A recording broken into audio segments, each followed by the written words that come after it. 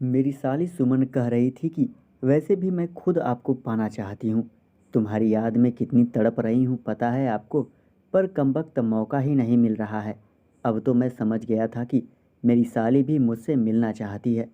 एक दिन मेरी पत्नी रचना की तबीयत खराब हुई तो उसने खाना बनाने के लिए सुमन को किचन में भेजा। मौका पाकर मैं किचन में चला गया और सुमन को पीछे से बाहों में भर लिया।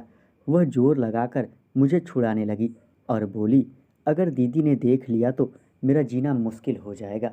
सुमन ने कहा, ऐसा करो आज रात हम दोनों ज़रूर मिलेंगे। बस तुम मेडिकल से नींद की गोली लाकर दे दो। आज रात दीदी को दवा के बहाने नींद की गोली खिला दूंगी और फिर हम लोग पूरी रात मज़े करेंगे।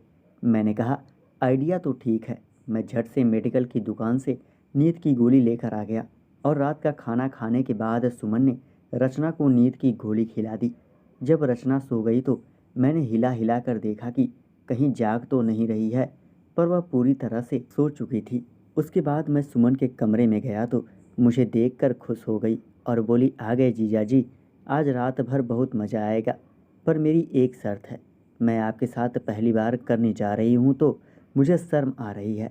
ऐसा करो आप अपनी आंखों पर पट्टी बांध लो।